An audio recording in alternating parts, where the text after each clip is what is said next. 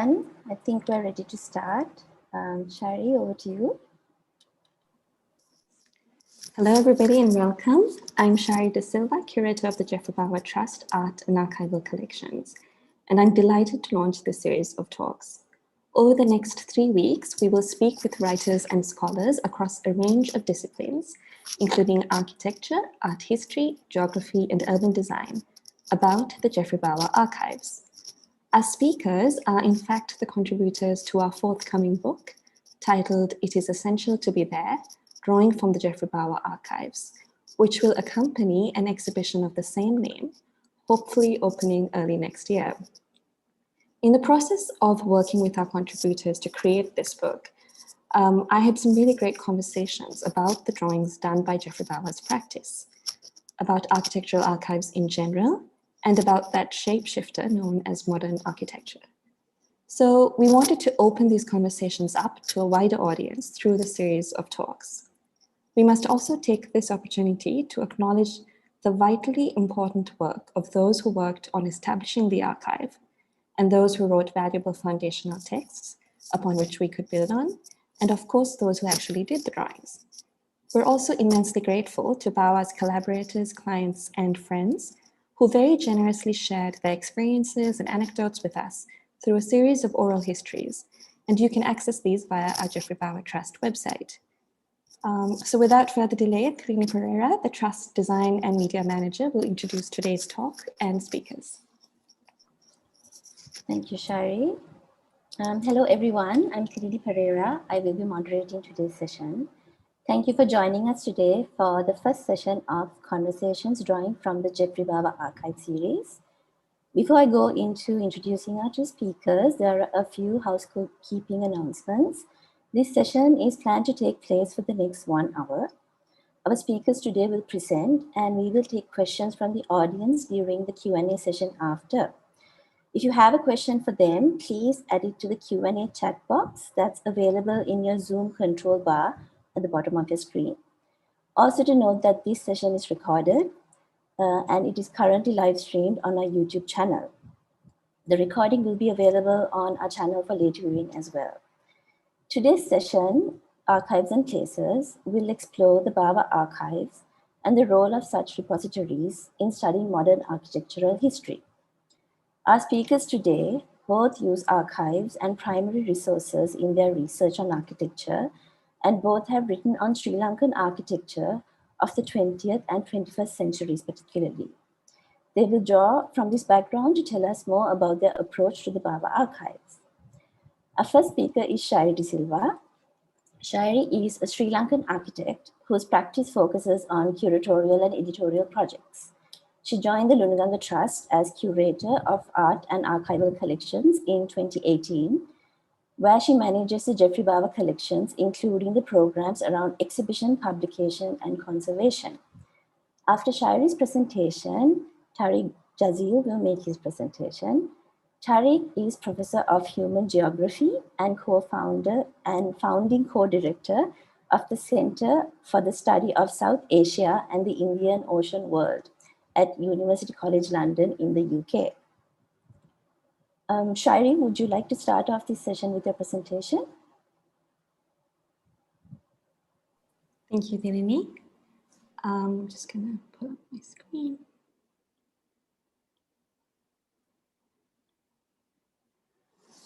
So in this talk, I'm going to focus on the primary question we explore in the book as well as in the exhibition, which is the ways in which the Geoffrey Bawa Archive informs our understandings of the practice. To me, what it shows is a practice that was grounded in explorations of place, an emphasis on site in the topographic and climate-related connotations of the word, but also in the broader socioeconomic and geopolitical aspects of a specific place. In Bawa's own words, the site gives the most powerful push to a design, along with the brief. Without seeing the site, I cannot work. It is essential to be there. After 2 hours on the site, I have a mental picture of what will be there and how the site will change, and the picture does not change. Bawa generally resisted writing about his work and had a singular and sometimes self-contradictory approach to how drawings and documents were preserved, And that's a subject that merits its own book, so I'm not going to focus on it here. But the Geoffrey Bawa Archive, as it exists today, is by no means comprehensive or even cohesive. Because he wrote so little on his work and on architecture in general, I pay great attention to the words which Bawa did choose to publish in my research. One of the really interesting things that we find through the archives is that the statement by Bawa in the 1986 MIMA publication, now widely referred to as the White Book, which you see on the left here, actually reuses large parts of a text previously published in the Architects Journal in 1969, which you see on the right, with minimal revisions on the reprinted sections. While there are many possible readings as to why an architect might choose to use the same words almost 20 years later, my own interpretation is that his focus in establishing a practice in the newly independent island was a long-standing commitment to an idea of place, underlined by an understanding of that place as multi-layered, nuanced, and heterogeneous. Bawa began his career as an architect while still practicing professionally as a lawyer, with the purchase of Lunuganga, an abandoned rubber estate, in 1948. Here in this slide, you see a few pages from a letter to his friend Jean Chamberlain, where he describes the process of purchasing the land and creating the garden. He talks about how he tried to buy a place in Italy and eventually gave up the whole thing. Instead, in his words, I would go home and buy a land somewhere near home. The decision to buy land on the brink of the island's independence from the British Empire was a key step in determining the drive behind an architecture practice that was deeply embedded in exploring notions of place. Bawa's work, which is marked by multiplicity rather than categorization, charts many aspects of understanding site in its broadest terms, a place inflected by layers of historical, social, political, cultural, and environmental forces. On this subject, he says, I like to regard all past and present good architecture in Sri Lanka as just that, good Sri Lankan architecture. For this is what it is, not narrowly classified as Indian, Portuguese, or Dutch, early Sinhalese, or Kandyan, or British colonial. For all the good examples of these periods have taken the country itself into first account. His essay in 1969 in the Architects Journal used the same sentence, substituting Ceylon for Sri Lanka. Ceylon officially took the name of Sri Lanka in 1972. Given the divide and rule tactics of the British colonizers and the way racial divides would play into post-independence politics of this country, this idea of taking the country itself into first account is radical. I'm now going to turn to a few projects via the archive to look a bit more closely at these explorations on place. So starting with Ina de Silva House, which was completed in 1962, which responded to Colombo's increasing density through an inward-looking courtyard. It became a pivotal interrogation of the contemporary urban dwelling in Sri Lanka. The domestic courtyard is a trope that traditionally appears in vernacular Sri Lankan homes excuse me, across ethnicities. However, Bawa draws on the vernacular here in the manner of a modernist architect, looking back at the past in order to look to the future, much like Le Corbusier had done with Maison Jaoul, Notre Dame du Haut, and Chandigarh, and as Frank Lloyd Wright had with the Prairie-style houses and the Wiley House.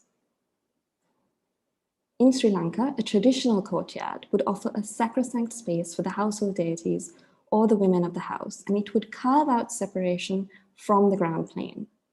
In the Ina de Silva house, the ground continues from floor to garden, and so the courtyard serves to bring the inside out in what was at the time a very small site.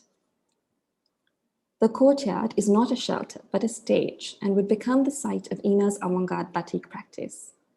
The communal spaces of the home are not merely adjacent to the courtyard. They rely on this extension of space afforded by the central void. In contrast, the Jayawardena house in Mirissa, Bawa's penultimate project, is a partly below ground structure with a ground level living space, defined by columns rather than walls, allowing for residents to engage with the stunning clifftop site, unimpeded by buildings. This house, designed 4 decades after the Ina de Silva house, is in some ways an expression of how little building is required in the face of a magnificent site. quote, where even in the darkness, there is no horizon without a tree, end quote, as described by Michael Ondaatje in his poem, House on the Red Cliffs. Here you see Bawa's copy of that poem given to him by the poet, now in our archives. And I should just say that the previous photograph by Sebastian is the only image I'm showing which is not from our archives. If we turn to Hanwelle, the Yapatendra Farm School, an ambitious project for orphaned girls to learn agricultural and craft skills, which negotiated a complex terrain to manage a diverse set of uses while retaining a connection to the rural landscape. The project is described in Bawa's own words as follows. It was important to end up with a building that related to buildings in the countryside, with which the girls were familiar. This was achieved and formed the visual framework within which this particular education, technical, practical, and spiritual, could blossom.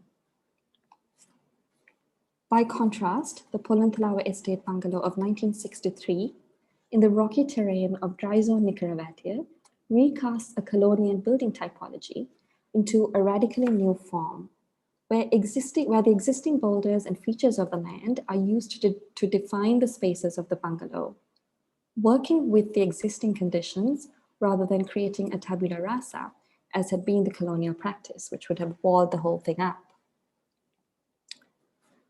I'm going to read this rather long quote because I believe it's a really important one in terms of Bawa's approach to architecture. He says, at random, I take an isolated item, the what is now called Sinhala tile. The Arab traders introduced to Sri Lanka many centuries ago the half-round clay roofing tile of the Mediterranean world. But the roofs built in Sri Lanka with them were more steeply pitched to shed the huge rainfall of our country. The Portuguese and the Dutch used the same tile and roof pitch, but the latter raised the roofs higher for coolness, with wide eaves and verandas to shade the walls. In the hill country, the Kandins used a flat clay tile like a shingle on their double-pitched roofs in meeting halls, which had only columns, no walls, an answer to a way of life. A great roof to give shade and shelter, open to the drift of air and the encompassing view. More than functional building, it is first rational building, for it is rational to give presence to both function and form, to admit beauty and pleasure as well as purpose. When Bawa formally began his architecture career as a partner at Edwards Reed and Begg in 1957, the practice was inspired with the possibilities for building innovation, unlocked by the technological advancements of the previous decades. However, these options were soon cut short when Sri Lanka's economy began to close in the 1960s, which continued until 1977 with austerity measures in place as part of the island's association with the non-aligned movement and the drive towards self-sufficiency. Steel and glass, the two materials which enabled much of the architectonics which defined modern architecture, were in short supply in Sri Lanka. Bawa and his associates were left to find alternative means to express the forms and spaces that they were conceiving of using the materials at hand. At the same time, they began to explore the materials and methods of building from a pragmatic standpoint. The steel reinforcements that held up St. Thomas's Preparatory School corroded, and while the building, replete with murals by Anil Kamini Jayasuriya, Ina de Silva's son, was magnificent when it first opened, its unsuitability to the island's climate and the building's coastal location soon became apparent. These black and white pictures that I'm showing are actually Geoffrey's own pictures, which are in our archives. St. Bridget's Montessori, begun the year after St. Thomas's was complete in 1963, is ostensibly still made of exposed concrete, but the introduction of a monitor roof explored how the design of a building could better serve the Sri Lankan climate. And here you see the murals, here at the bottom with the elephants drawn by Barbara Sansoni, and these low openings so that the toddlers could see out of the building.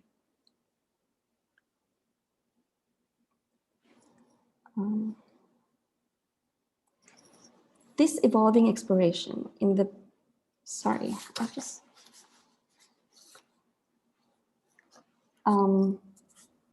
This evolving exploration is continued in the buttress supports at the Steel Corporation, which you see here in the photograph as well as in the section. And this clinching innovation is really the roof-hung suspended floor plate at the Benthuta Beach Hotel. In addition to responding to the local climate, these projects are also reflections of the zeitgeist, with their emphasis on functionality and the innovative use of available resources and materials during a period of scarcity. Architecture inevitably takes on a symbolic role, and buildings can often be deployed to signify meanings and convey ideas. So although Bawa eschewed writing and theorizing on his work, he was unable to avoid this aspect of the discipline completely. At the Ceylon Pavilion at the Expo 70 in Osaka, a forum where the avant-garde Metabolist group from Japan and Archigram from the UK also exhibited, Ceylon's pavilion would illustrate a continually evolving national identity.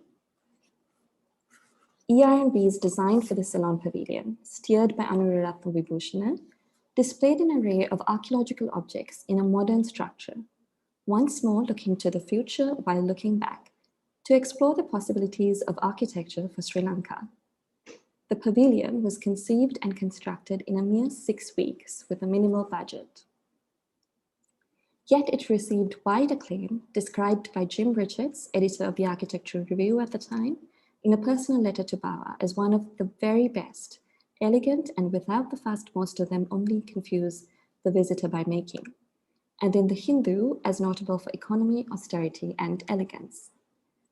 The pavilion consisted of 2 glass-walled, steel-framed cubes set at an obtuse angle, connected by a balcony.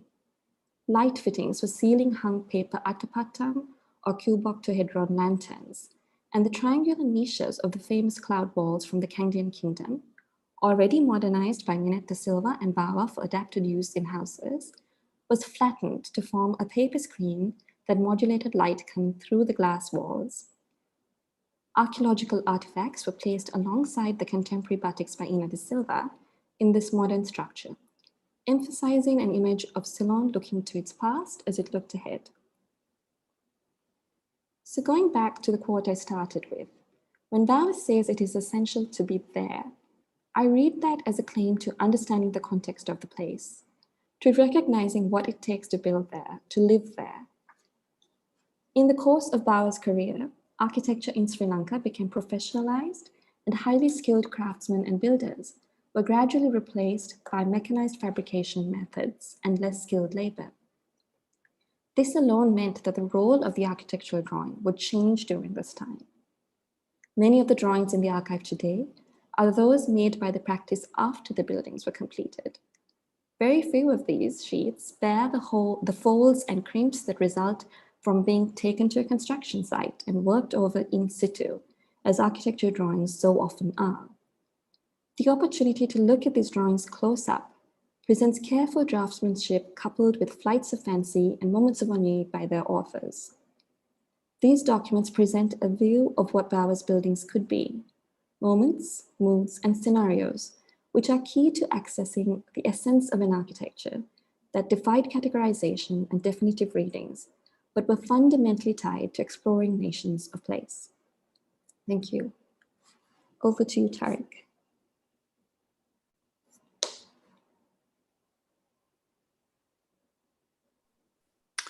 Thanks so much, Shayari. That was fantastic, really fabulous, and great to also get these kind of tantalizing glimpses of what's in the archive as well.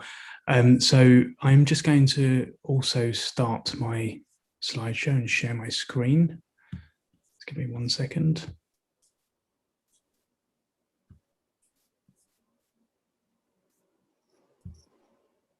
Okay, so you should be able to see my slideshow. Yeah, you can see nodding heads. Okay, so thank you very much for the introduction to talk in this exciting series of conversations, and also the invitation to participate in the book.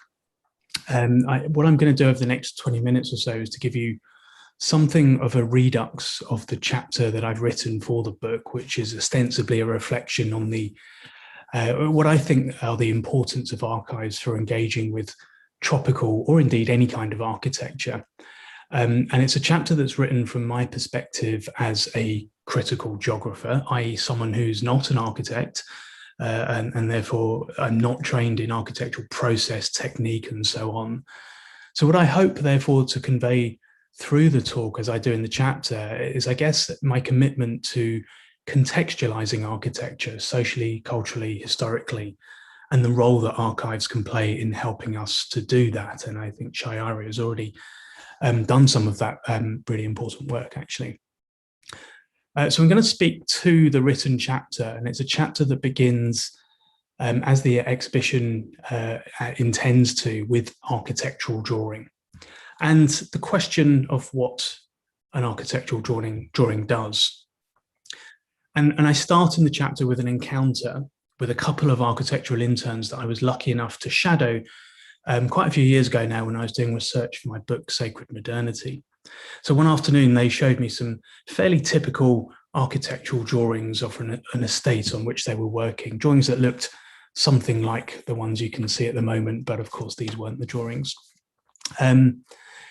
They were overhead plot views comprising straight, clean lines marked with precision and apparent scalar accuracy. And one of the interns looked at me, she looked back at the plan and said to me, "They're dead."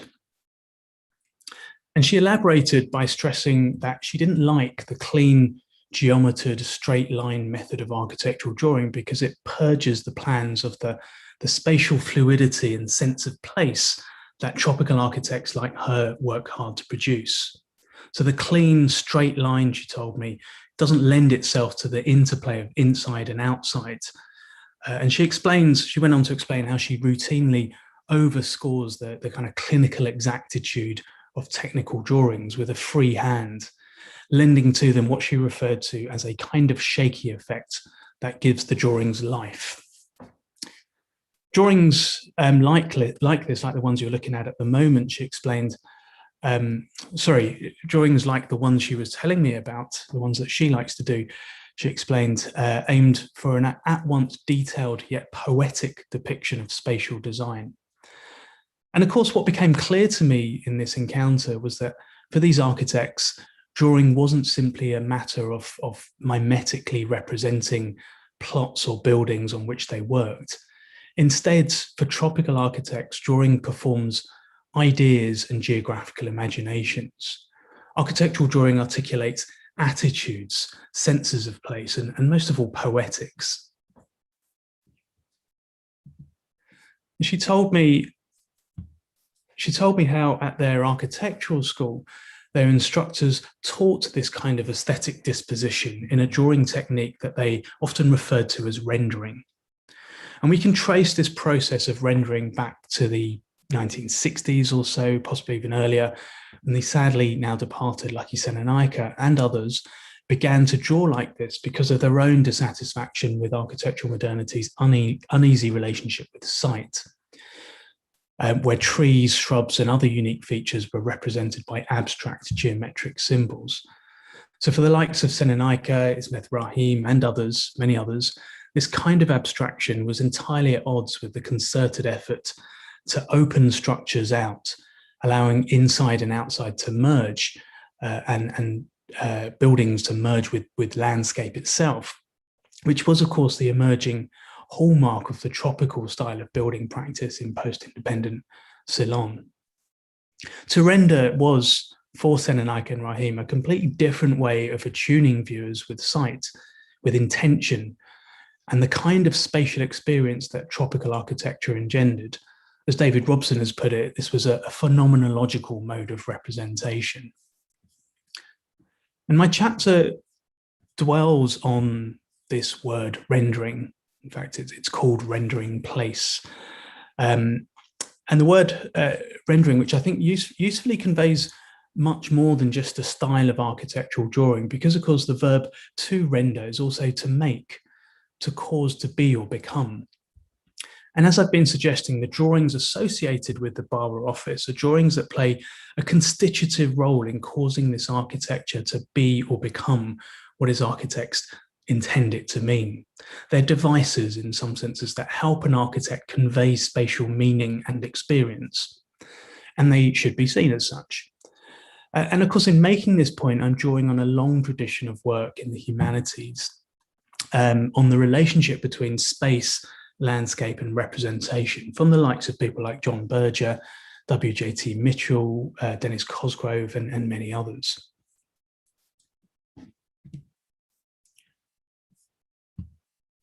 So, having made this point about the importance of architectural drawings, my chapter pulls back a little bit from the drawings to think about how all architecture always has a context. Like great writers, musicians, and artists, architects too work within historical, social, and cultural contexts. And the Bawa Archive, I suggest, offers us an insight into the broader terrain of tropical architecture conceived, as I would argue we must, as part of the broader terrain of post-colonial modernism in Ceylon. To this extent, the chapter then connects this process of rendering, considered as a process of drawing that produces architectural meaning, to a broader textual field that helps to produce the meanings of tropical architecture in and through society. For if my argument thus far is that architecture can't be understood through just buildings alone, then it follows that the Bawa Archives can show us the historical, social, and cultural context through which his work came to be positioned semantically and symbolically within post-colonial Sri Lanka. And I think Shayari has really nicely begun to do some of that work.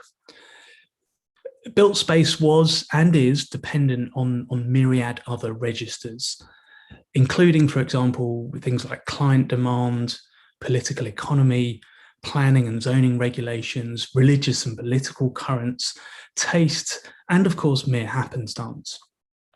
But to say it's merely dependent on these external factors is to underplay, I think, the role that architecture historically has played in also shaping some of those complex assemblages.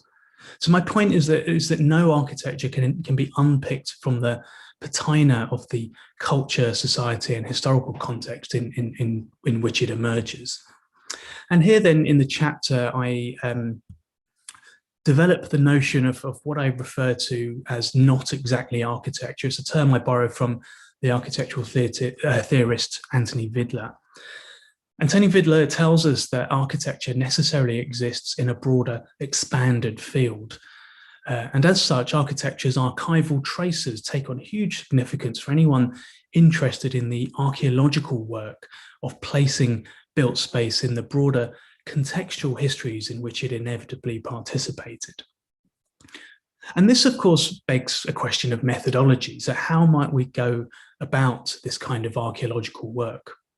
And in the next section of the written chapter, I offer a few speculations on this methodological question by turning first to the work of Bawa, particularly at Lunuganga, hence the slide that you're seeing at the moment, but second to the work of his contemporary Minette de Silva, who we know influenced Bawa, but who I think it's fair to say, much more public about her process, her influences, and architectural intention. And it's this that I'm going to focus on for the rest of the talk. So I'm going to focus a bit more on Minette de Silva in what follows. So unlike Bawa's portfolio, the vast majority of de Silva's built work, as many of us in this meeting will know, no longer exists. So any analysis of her architecture must negotiate its material absence and turn to what I've referred to as not exactly architecture for a proper understanding of her practice. So our attempts to understand de Silva's work can teach us a lot about how to approach the Bawa Archive, I think.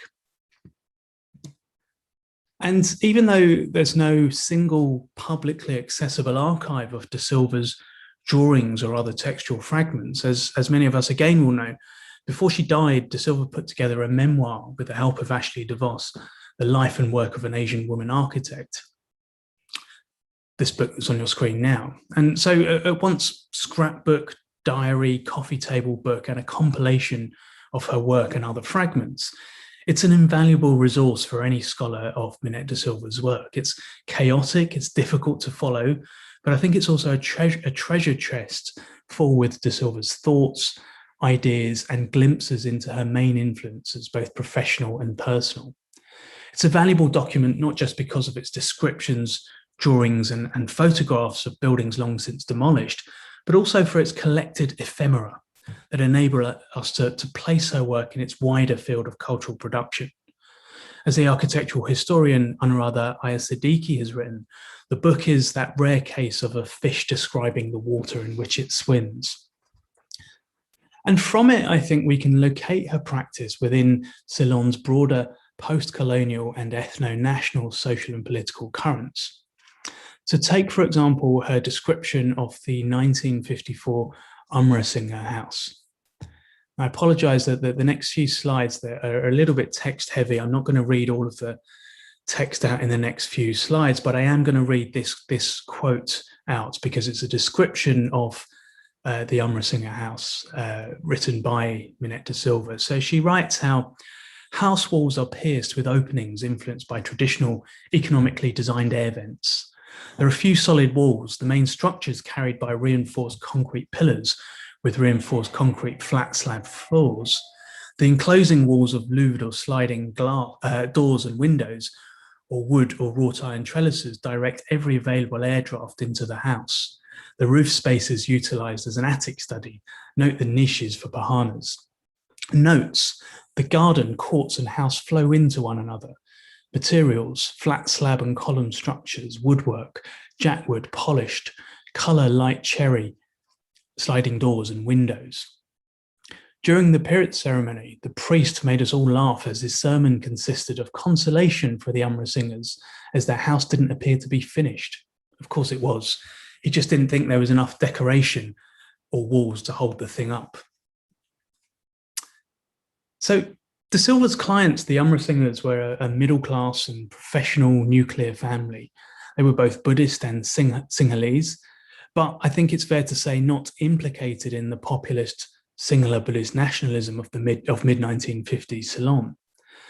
I think it's also fair to say that the priests and monks invited to bless the house represent a public institution, the clergy, of considerable power and far closer to populist nationalism at the time.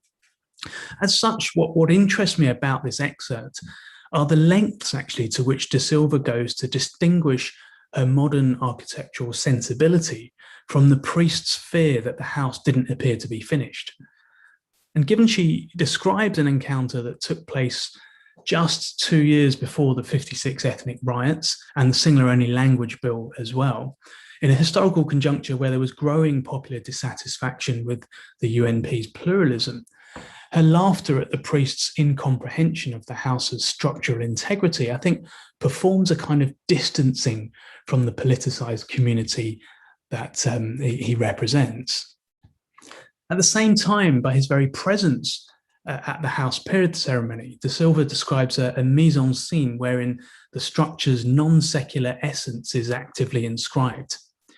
So in short then, for de Silva, the house embodied what I think is an architected teleology wherein the sacred, Buddhism that is allowed to become modern and cosmopolitan on its own terms, and cleaved also from the ethnic absolutism that was creeping across 1950s Ceylonese society. Now, elsewhere in the book, in her memoir, there are clues regarding de Silva's architectural influences. She was inspired by Patrick Geddes' notion of conservative surgery, which advocated modern improvement sensitized to the roots of regional culture. And she saw in conservative surgery a roadmap for new vanguardist Ceylonese architecture, offering an avowedly post-colonial departure that walked in step with Ceylon's political ambition towards independence. Conservative surgery held the potential to kind of concretize a rupture with the standardizations of colonial architecture, anticipating many local iterations of modern architecture across the world. And as she wrote in her book, it provided the perfect counterbalance to the Corbusian classical. The two complementing each other became the foundation for most of my thinking.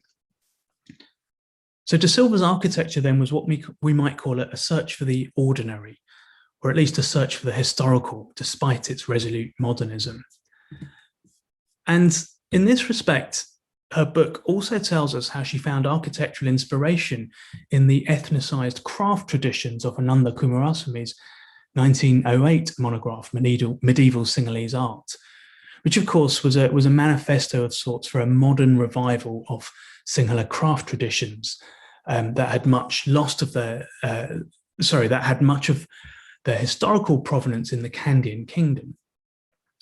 And indeed, her own book, De Silva's own book, pays homage to Coomaraswamy's 1908 text, such that we can surmise how, for De Silva, her work not only had a geographical foundation in the former Kandyan kingdom, it was explicitly congruent with Kandyan aesthetic traditions that were at the heart of post-colonial national imagination. So De Silva emphasizes that my parents had kept our roots intact for my generation, but now I had to interpret this in architecture.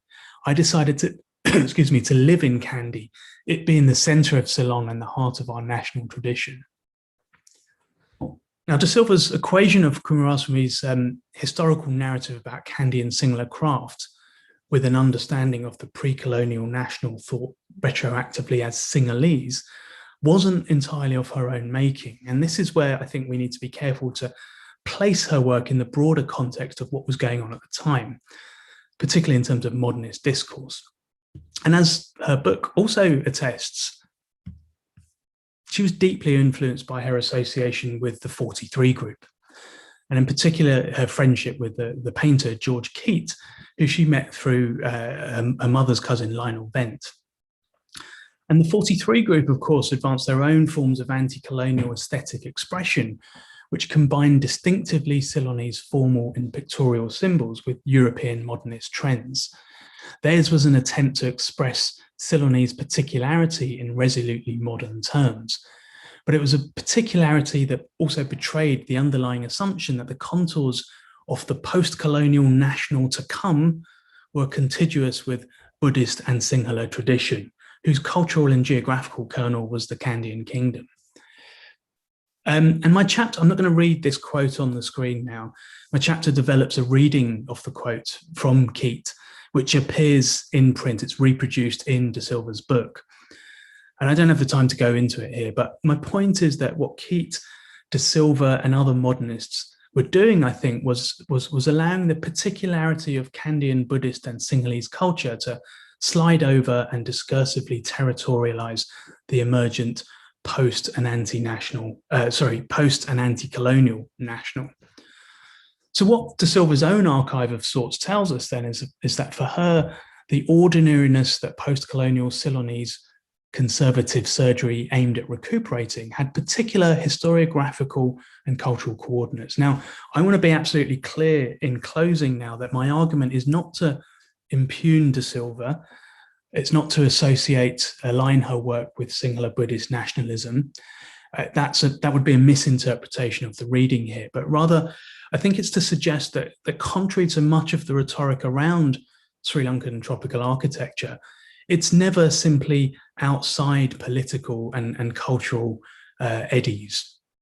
As forms of artistic modernism, architects like De Silva, Bawa as well, produced work that was inescapably part of the weft and warp of post-colonial nationhood, despite some of their own claims to often be working beyond the domain of politics. Both, I think, were articulating visions of a uniquely Ceylonese modernism. My argument here is that it's only by paying attention to the not exactly architecture that surrounds their work that we're able to begin to do the work of placing their architecture contextually so within these wider currents and debates. And today I've spoken about the chapter's engagement with De Silva, but the chapter also does engage with some of the very few things that I think Bawa at least published about his own work, particularly Lunuganga, which I engage with in the chapter, where I think there were some kind of equally interesting efforts on his part to place his estate within the context of the low country Sinhalese landscape context that surrounds it. And I go back here to what Shayari was talking about in terms of the importance of site here. But my point in this chapter, though, is that paying attention to architecture's intertexts, to its ephemera, to this broader textual field enables us to pose some important questions concerning not just what its influences were, but also what the effects of tropical architectural modernism was in the broader post-colonial social context. What broader social and political debates did the narrative dimensions of their architecture and their building practices participate in, even as we acknowledge their own desire to kind of sidestep politics, or in Bawa's case, to refrain from talking publicly about his practice. These, I think, are important questions, particularly in the context of some of the larger commissions that Bawa particularly was involved in, so the Parliament Building, Ruhuna University, and others, for example. And I think that archives can help us along with these questions. And I think this is just a sketch, really, of why I think the opening of the archives is so important for many of us. And I'll leave it here.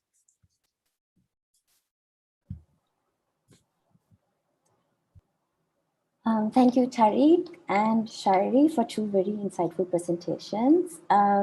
Quick announcement to our audience: if you have a question for our speakers, please add them to the Q&A chat box in your Zoom control bar. Let me start off with a question to the both of you. So you both spoken about the importance of archives, which are invariably maintained in different forms, right? In Bawa's case, without much personal correspondence, but with drawings, or in Minette de Silva's case, it's a memoir resembling a portfolio, scrapbook, diary of sorts. They both, in their own way, contributed to creating an archive for their practice in two different ways. How do we now look back at their practices based on this? Shayari, would you like to go first? I think Bawa's approach to archiving, I sort of just skimmed over this in my presentation, but was very strange because he, I don't know how many people know this, but when he moved his office from number 2 to number 11, which is where I am, he actually started a bonfire with a vast amount of drawings, and about a third of them are lost because of that. And I think at that point, Channa and others who were there had to stop him and say, these drawings are not really yours to destroy, actually, at that point. And I think he was very suspicious of the kind of archival afterlife of his work. And I personally attribute that to this kind of obsessive redrawing and re-editing of buildings much, much later, much after they were completed. And it's, I mean, as Tariq said, this is the practice that built the new Sri Lankan parliament. But we have so few of the contracts and the kind of paperwork that actually goes into doing a project like that. And certainly letters, the correspondence we have is that which was donated by external people who collected his letters and, you know, kept correspondence outside of Bawa himself. I think also there was just a lot less drawings produced, which speaks to just a different time of making architecture where you could do things on site. And I mean, today, legally, if you're an architect, you have to produce a whole sheaf of drawings because that's part of your contract and you're held to that. So it also speaks to a time where, I mean, the kind of trust that his clients had in him or had in the practice. I think one other thing I would add is that what you see in the archives is how collaborative architecture creation is. And I think it's very easy. I mean, I just did it too. Like, we talk about the Geoffrey Bawa Archive, but really it is the work of so many people. And what we see when we look at these drawings is actually, they were part of what that work was. And you see that, you can tell, I mean, very few of the drawings are signed, but you can tell what's a drawing by Andra, what's a drawing by Mihal, you know, you can, so I think that is something that archives kind of really show to us. Yeah. Tariq, would you like to add to that? Yeah, thank you for the question. And I mean, I think, you know, to an extent, the chapter tries to grapple with what we do with De Silva's considerable archival presence or public presence in a sense. I mean, there's an irony here, I think. I was thinking through this question, there's an irony here insofar as, in some senses, it's probably fair to say that we know a lot more about Geoffrey Bawa now than we do about Minette de Silva, or rather he's much more well known, let's put it that way, than Minette de Silva. Yeah, I think Minette de Silva was a much more public figure, actually. She was not afraid of being a public figure, and wanted a sort of a public profile, and the publication of her book, I think, testifies to that. But also, her involvement in various circuits and networks of discussion and debate around international modernism, or modernism in an international context. Anurada Ayar-Siddiqui, I know, is doing some really interesting work around this, and would be able to speak to that more.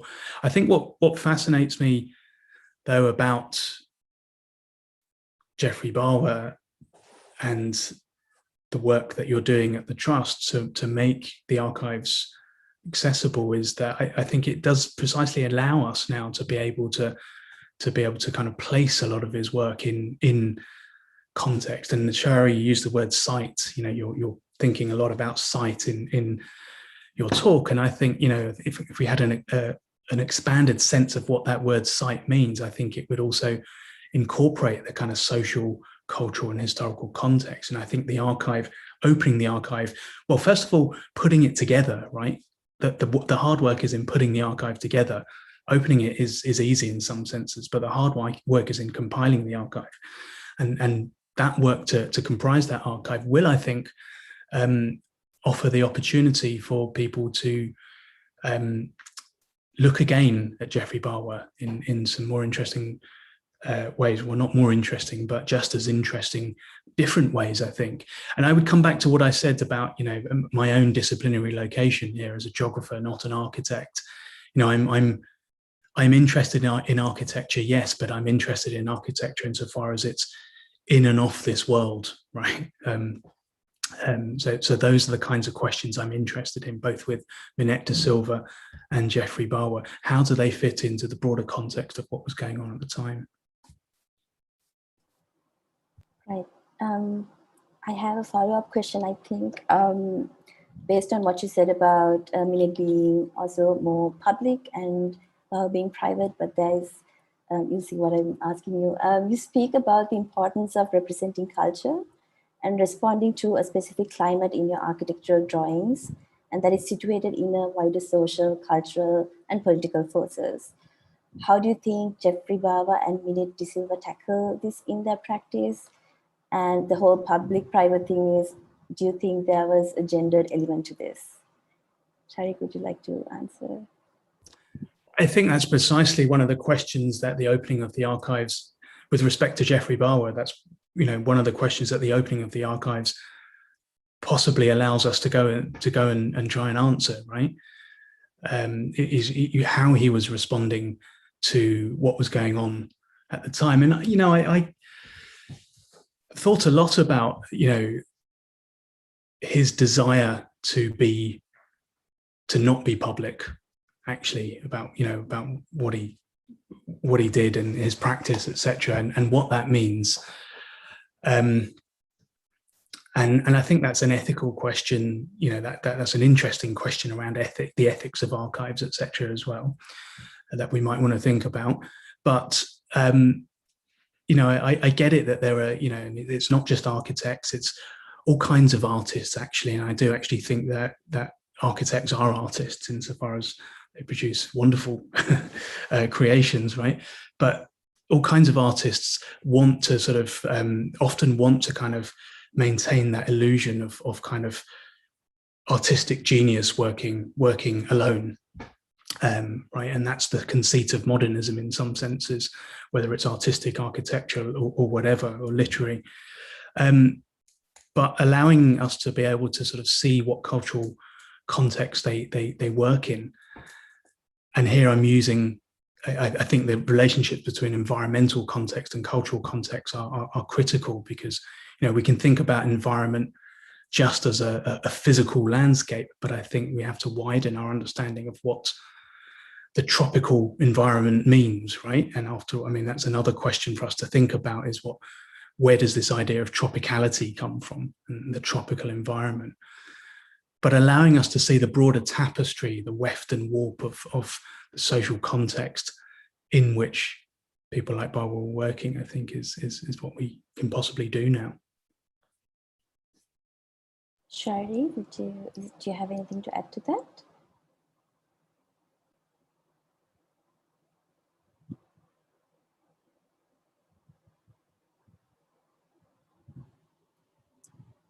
I think you're muted, Shayari. Sorry, you're on mute. Oh. Still asked me if I wanted to unmute. Sorry. I was going to say that I agree that it's a very complex answer, probably not one we can really cover in the span of, but yeah, I mean, certainly I frequently in the work in the archives wonder, like,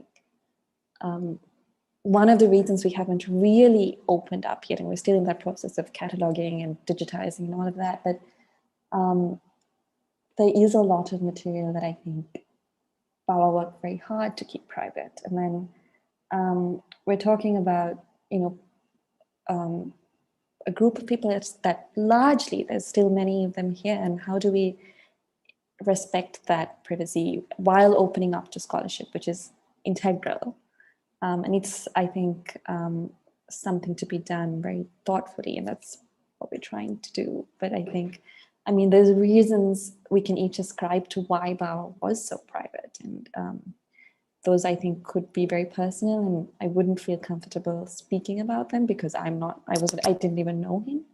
But I think that's a really interesting thing about archives. They kind of open up these questions, looking back with us reading through them, rather than being able to just ask him, well, what do you think of archives, you know? I just want to quickly come back on that and add to that, because I think you're absolutely right, Shayari, and I think, you know, I probably didn't express myself very well. What I meant to really say was that, you know, Bawa's decision to be quite private is in some senses a sort of public declaration as well, right? You know, it's a statement in and of itself. Yeah, and I think it's also a different way to deal with being a minority, or in the limits of society in different ways. So that's why I think I really enjoyed your conversation, Tariq, because it talks about the different ways in which these questions have been approached in recent Sri Lankan architectural history. Okay, I think we have, we're going to open the floor to questions from the audience now. Let's start with Hirushi Randima. He asked, are there any evidence they criticized each other's work? I'm guessing it's about Geoffrey Bawa and Minette Silva. Would any of you like to answer that?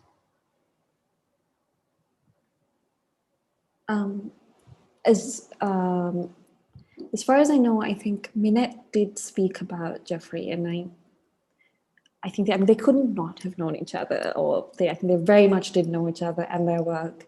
And you have to remember, I mean, one of the people I didn't mention, but who was very important in that early, the first years of Bawa's practice, is Ulrich Plesner, who started working with Minette and then left to work with Bawa.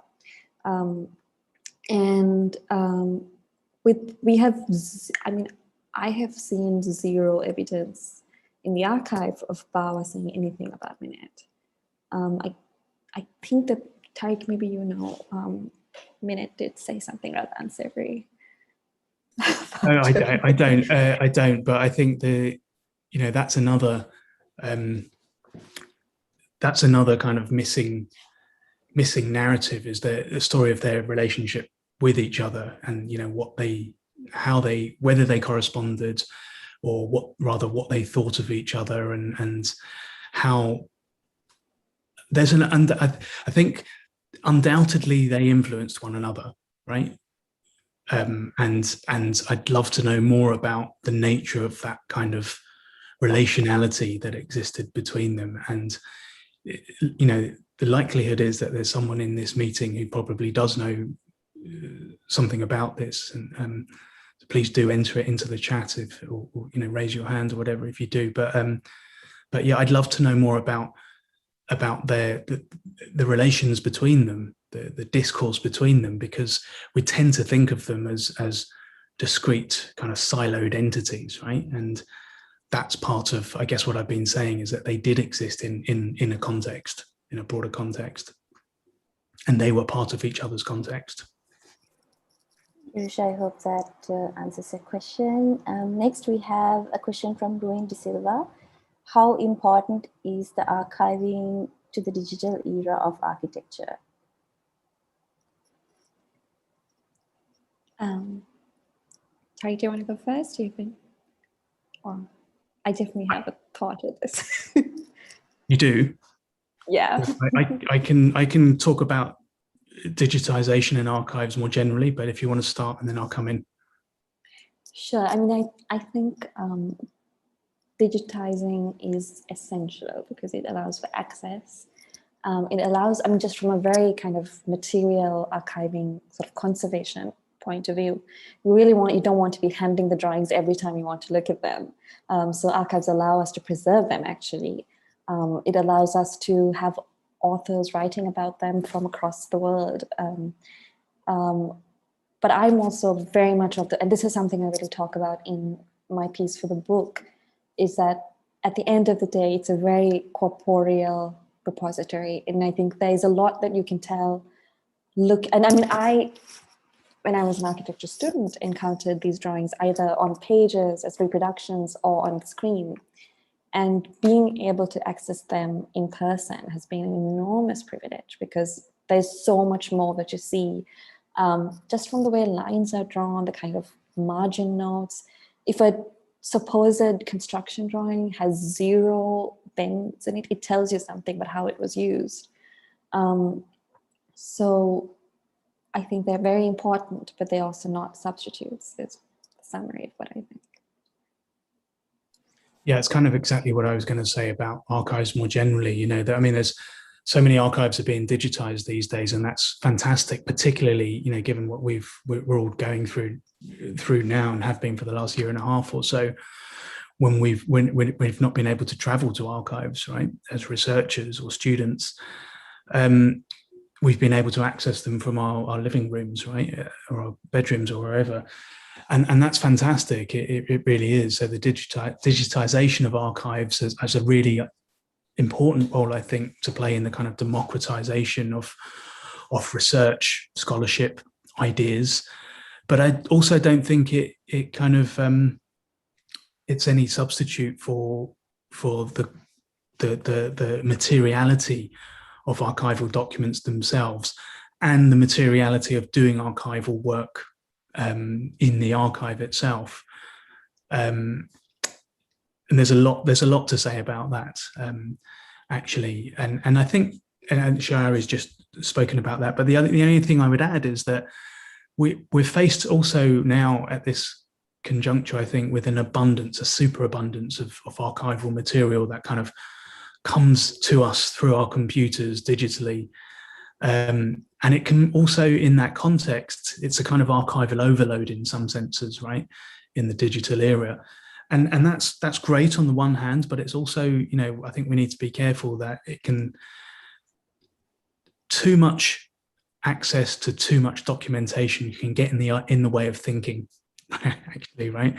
And feeling like you have the authority to develop ideas, in the knowledge that there's this infinite abundance of archival material that you should still continue to go through before you feel qualified to say anything.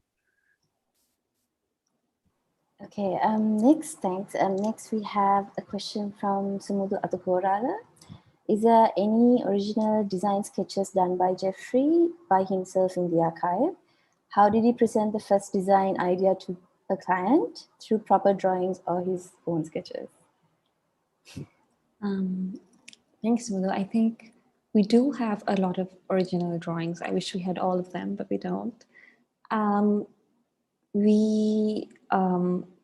think they're really interesting because a lot of them are sort of thinking drawings. And I think Chandler's going to actually speak a lot about this in his talk next Thursday, just to put a plug for that. But we've also had in our oral history, and the reason I mentioned the oral histories at the introduction to this talk was that they really informed the reading of the archives, the exhibition, and the book. And Anura said, he would, when a project came about, Bawa would go to the site, then do this sketch that then was perfectly scalar, but it like kind of scribbled. And then that was then translated by whomever he was collaborating with into a set of drawings. And I think in terms of what the client saw, we have, I think a lot of those kind of exquisite drawings were drawings for the client to seduce them. Sometimes very different to what the building would end up being, but just, they are such exquisite drawings. I think that it's like the modern day rendering, but personally I like them a lot better. So yes, I think in terms of, was there always a sort of final presentation drawing? I don't think so.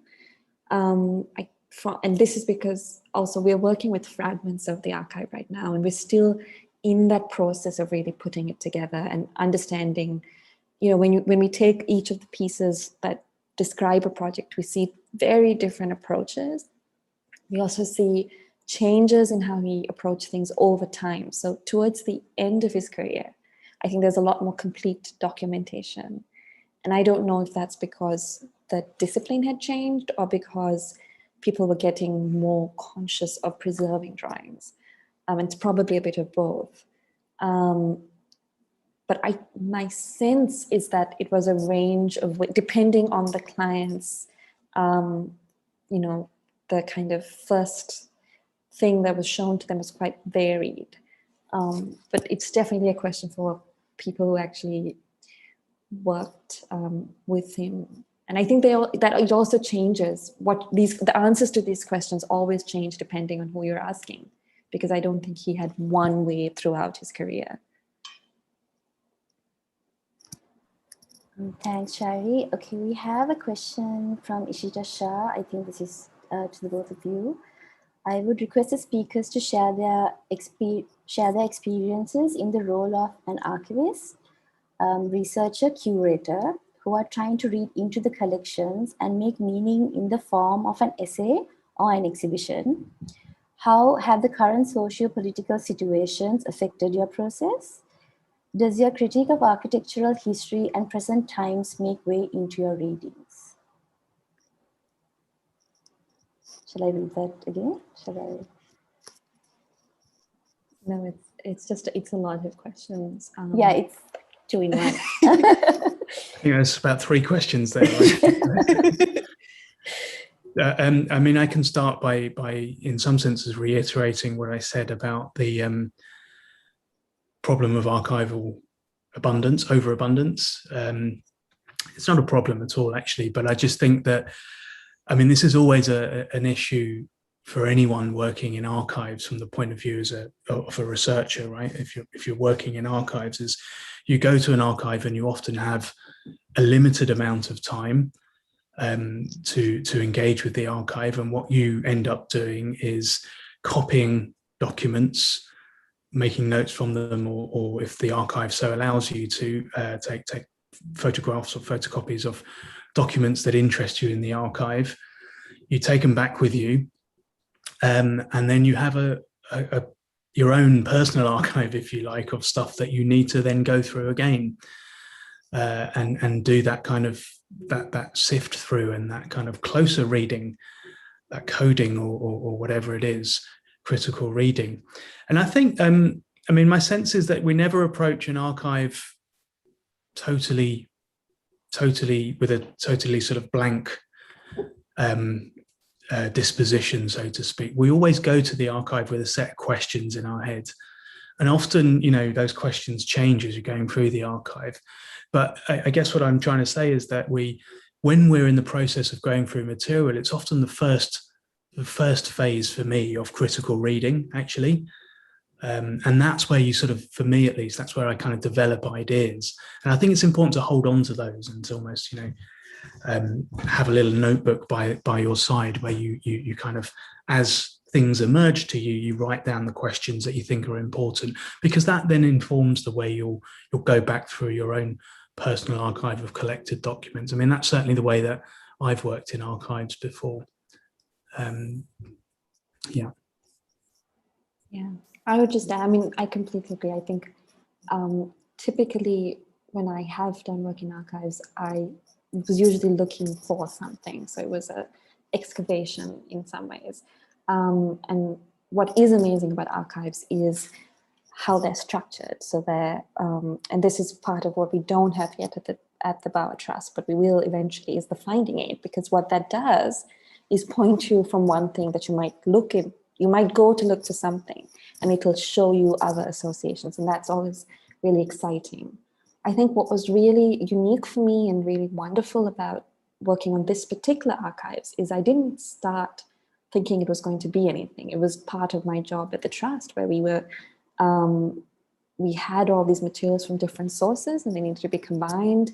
We needed to have a more comprehensive catalog. And in that process, these kind of thoughts started to occur to me, and that's how we then kind of formulated this. And that, I think, is relatively rare. It's not also the most efficient way to do it, but it has been, I feel very lucky to have been able to do it. And can I just add something as well quickly, because there was a sort of last paragraph that I felt I was running out of time in my paper. I didn't really have time to go to, and I think Shayari's already hinted at this just in what she just said, but archives are humanly produced, right? And you know, I think it's really important to carry to the archives a lot of our own critical questions about the relationships between power and the archives, right? So who has made that archive? What has the purpose of that archive been? Whose voices aren't in that archive? You know, to sort of critically engage with the archive from the off, I think is a really important thing to do as well. And I'm, you know, in this respect, I'm very influenced in my own work by feminist historians and subaltern studies as well, who take some of these methodological questions into the ways that they engage in particular archives and across many different archives as well.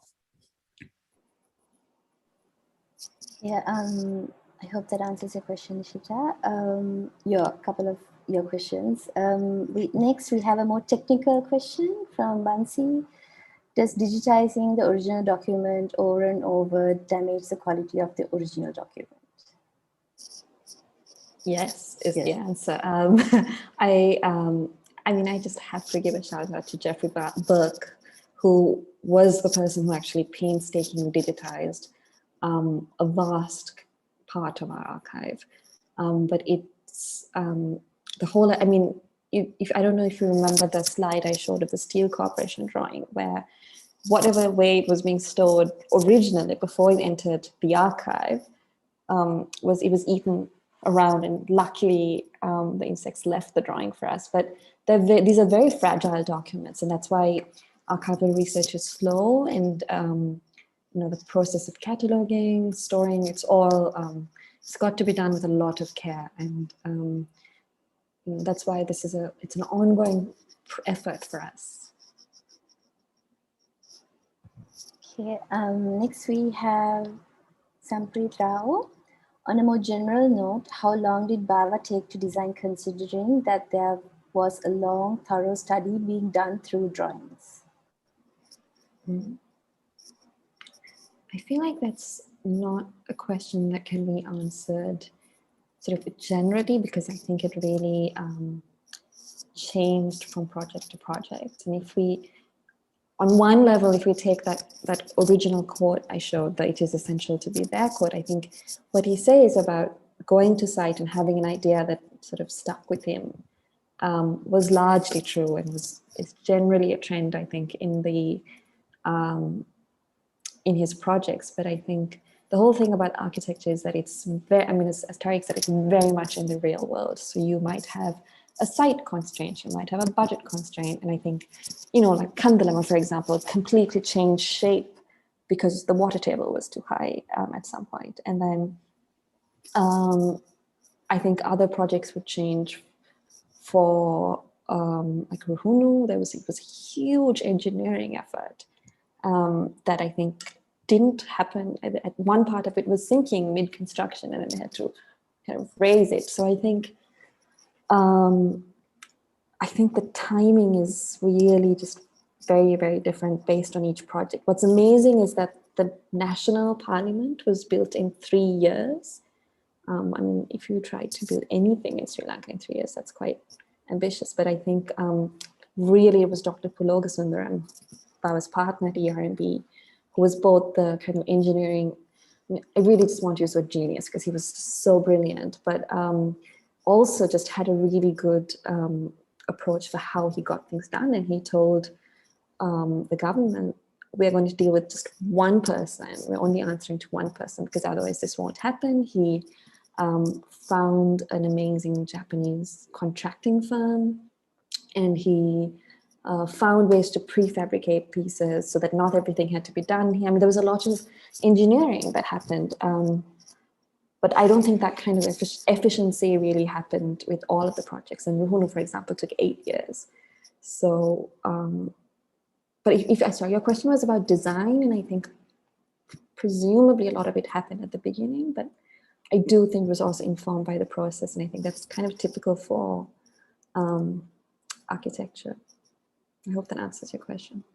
I'm just going to quickly add to that as well, because I think it's probably fair to say that many of Geoffrey Bawa's buildings, at least, are still being built, you know, such as the kind of the commitment to sort of decay and change and the dynamism of these buildings, you know, like Kandalama is still being built insofar as, you know, if the vision is around the kind of merging of the structure and site, structure and landscape. And, you know, as I understand it, that was very much built into the design process, right? So, I mean, there's an interesting overlap there between what you said about the decay of the archives as well, you know, but anyway. Okay, I think we've gone over our time as well, so we are going to wrap up. Tariq and Shayari, thank you for taking the time today to share your research and writing with us. I think we're all looking forward to seeing your work in the forthcoming book. Tariq, thank you for joining us from a different time zone as well. This was the first session of 3, part of the conversations drawing from the Geoffrey Bawa Archive series. We hope to see you next Thursday for the second session, Results, Reports, and Recollections with Shirley Surya, Miguel Perera, and Chandradas Satta. You can find more information on our website, geoffreybawa.com. Thank you everyone for participating. We hope to see you next Thursday and the Thursday after. Good night.